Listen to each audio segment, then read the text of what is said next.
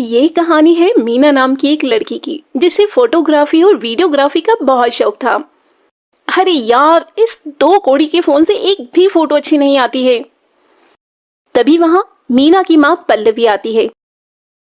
अरे बेटा पल्लवी, फोटो ही खींचती रहोगी या खाना भी खाओगी? अरे माँ, मैंने आपसे कितनी बार कहा है कि मुझे एक कैमरा दिलवा दो, लेकिन आप तो मेरी सुनने को ही तैयार नहीं है। बेटा, तेरा एक कैमरा का दाम भी तो 10 कैमरे के बराबर है। अरे माँ, आपकी एक ही तो बेटी है और आप उसे एक कैमरा नहीं दिलवा सकती हो। अगर आप मुझे कैमरा नहीं दिलवाओगी तो मैं खाना भी नहीं खाऊंगी। नाटक बंद कर, तेरी मनपसंद बिरयानी बनाई है मैंने। अच्छा, आज खा ले रही हूँ, लेकिन कल से नहीं खाऊंगी। हाँ, चल देखती हूँ कि तू अपनी बातों पर अमल करती है या नहीं। हाँ, देख लेना आप। पहले मैं जरा आज अपनी बिरयानी खा लूं। पगली। तो मीना डाइनिंग टेबल पर बैठती है और अपनी बिरयानी खाने लग जाती है। खैर, इसके कुछ दिन बाद एक दिन मीना के पापा ऑफिस से घर आते हैं। ले बेटा, तेरा बर्थडे गिफ्ट। अरे पापा, मुझे जो चाहिए वो तो आप मुझे देंगे नहीं, तो इसका क्या फायदा? अरे बेटा, मुझे मालूम है कि तुझे क्या चाहिए, लेकिन जरा इसे भी तो खोलकर देख ले एक बार। इसमें भी बहुत अच्छी चीज है।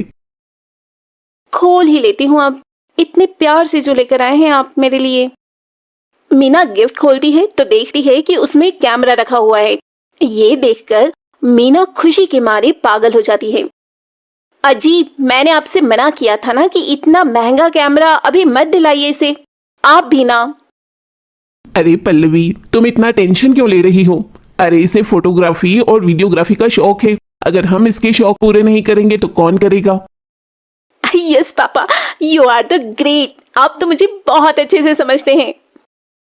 उफ भगवान, ये दोनों बाप बेटी का क्या करूं मैं। हाँ माँ, आप बैठो, मैं पापा के लिए खाना लगाती हूँ।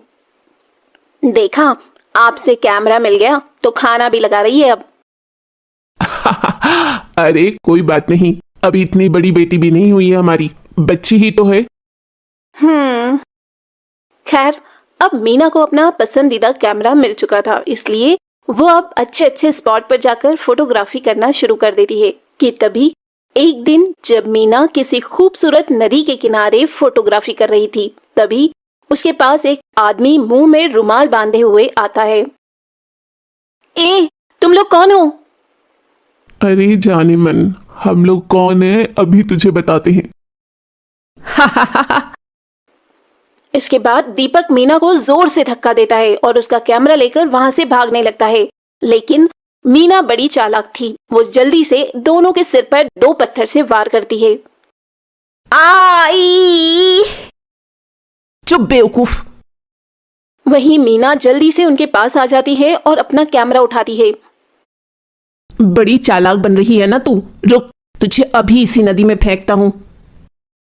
तब दीपक मीना से उसका कैमरा छीनता है और उसे नदी में फेंककर राजेश के साथ फरार हो जाता है। वहीं दूसरी ओर मीना चुड़ैल बन जाती है। एक तो तुम लोगों ने मेरा कैमरा चुराया और ऊपर से मुझे एक चुड़ैल बना दिया। अब मैं तुम लोगों से बदला लूंगी, बदला। वहीं दूसरी ओर मीना के माता पिता उसके लिए बहुत परेशान होते हैं और उसकी मिसिंग कंप्लेंट थाने में लिखवा देते हैं। खैर, चुड़ैल अब राकेश और दीपक के पास जाती है। मेरा कैमरा चुराएगा तू? रुक, अभी तेरी टांग तोड़ती हूँ और इसका सूप बनाकर पीती हूँ। तब चुड़ैल राकेश के सामने अचानक से प्रकट हो जाती है। चुड़ैल को वहां देखकर राकेश की सिट्टी पिट्टी गुम हो जाती है। कौन है तू? कहीं तू मेरी पुरानी प्रेमिका मंजुली तो नहीं है?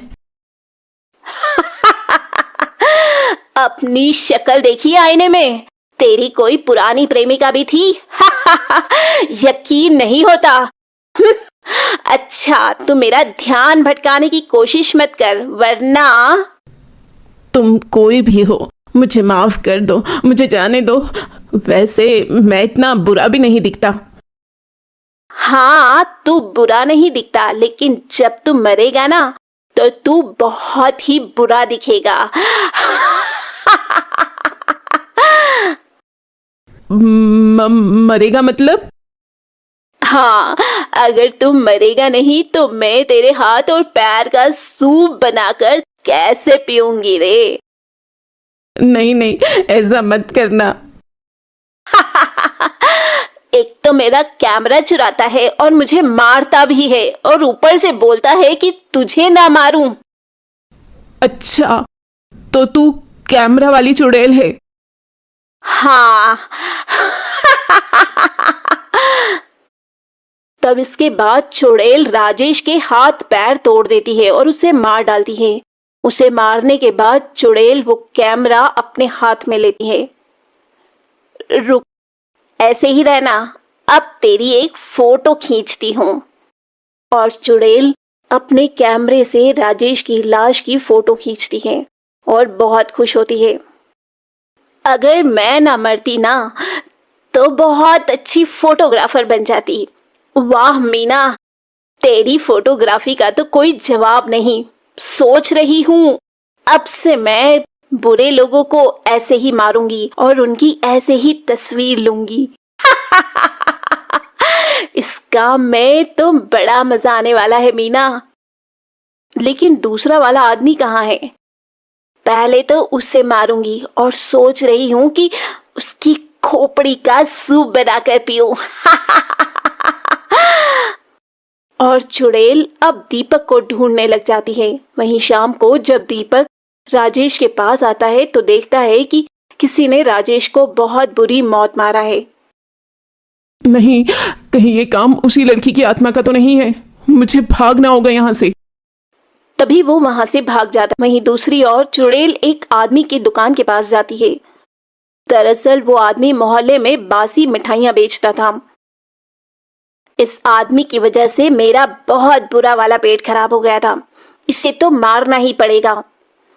खैर, वो आदमी अपनी दुकान बंद करके घर के लिए निकलने लगता है कि थोड़ी दूर आगे बढ़ने पर एक सुनसान गली में उसे चुड़ैल मिल जाती है। चुड़ैल? वो भी कैमरे वाली? आजकल चुड़ैलों के पास भी कैमरा होता है क्या? और क्या, हम लोग मॉडर्न जमाने के चुड़ैल हैं। हमारे पास सब कुछ होता है। अच्छी बात है, अच्छी बात है। लेकिन तुम्हें मुझसे क्या काम है? सुना है तू बासी मिठाइयां बेचता है जिससे लोगों की तबीयत खराब हो जाती है। नहीं नहीं, ये किसने बोला? ये सब गलत है। मैं तो कॉलोनी में सबसे ताजी मिठाइयां बेचता हूँ। तभी चुड़ैल अपनी शक्ति से उस आदमी की दुकान की मिठाइयां अपने हाथों में प्रकट करती है। अच्छा, तो ये ले, अपनी सारी मिठाई खा ले। वो आज मेरा पेट खराब है। मुझे पता था कि तू यही बोलेगा, लेकिन मैं तो तुझे ये मिठाई खिलाऊंगी। नहीं नहीं। जबरदस्ती उस आदमी के मुंह में मिठाई के डिब्बे को ठूंस देती है, जिससे उस आदमी की मौत हो जाती है। बड़ा आया, मेरा पेट खराब करेगा। गया ना काम से। उसे मारने के बाद चुड़ैल उसकी तस्वीर ले लेती है। मोटा गेंडा कहीं का, इसकी तो फोटो भी अच्छी नहीं आई। इसके बाद चुड़ैल दीपक को ढूंढने लग जाती है, लेकिन फिर भी उसे दीपक का कहीं पता नहीं चलता। आखिर ये दुष्ट दीपक है कहाँ? पता नहीं क्यों मैं अपनी शक्ति से भी उसको देख नहीं पा रही हूँ। लगता है कुछ गड़बड़ है। तब तक मैं अपने नए शिकार को ढूंढती हूँ। ये बोलते बोलते चुड़ैल रास्ते में जा रही थी कि तभी उसे एक आदमी मिल जाता है जो किसी औरत की चेन छीनकर भाग रहा था। अभी इसको सबक सिखाती हूँ, चोर कहीं का। चुड़ैल उस चोर के सामने चली जाती है। चुड़ैल! अरे चोर, कितनी चोरी करेगा? हाँ, जाने दे चुड़ैल, मेरी एक छोटी बेटी है। तो क्या उसे भी चोरी करना सिखाएगा? तुझे तो मरना पड़ेगा ही, नहीं तो तू अपनी बेटी से भी चोरी ही करवाएगा। इसके बाद चुड़ैल उसे मार देती है और उसे एक खंबे से लटकाकर उसकी फोटो खींचती है। ये फोटो तो बड़ी जबरदस्त आई है। खैर कुछ दिन बीत जाते हैं और कॉलोनी में चुड़ैल के बारे में सबको पता चलने लगता है। तभी एक दिन कॉलोनी वाले पंडित को बुलाते हैं। उस घर की एक सदस्य है वो चुड़ैल। पंडित जी, ये तो मेरा घर है। हाँ, तुम्हारी बेटी मर चुकी है और वो चुड़ैल में बदल चुकी है, वही ये सब कर रही है। ये सुनकर मीना के माता पिता बहुत रोते हैं। रो मत बेटी, हमें उसकी आत्मा को मुक्ति दिलाना होगा। ठीक है पंडित जी, आप जो कहेंगे हम वही करेंगे। मीरा का एक खूनी है जो अभी तक पकड़ा नहीं गया है।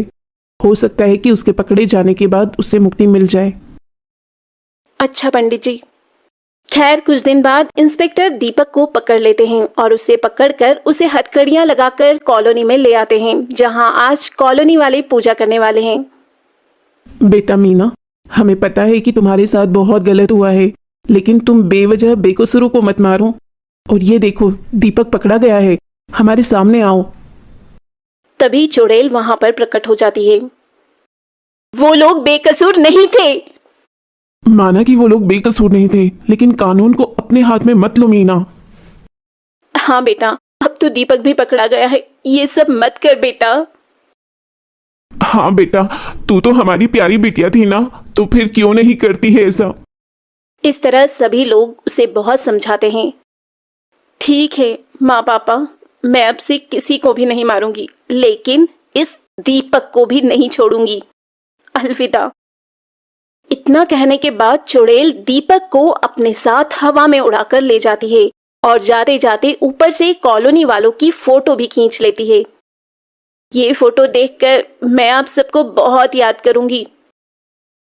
वहीं चुड़ैल दीपक को अपनी दुनिया में ले जाकर उसे क्षण भर में मार देती है और इस तरह चुड़ैल का बदला पूरा हो जाता है।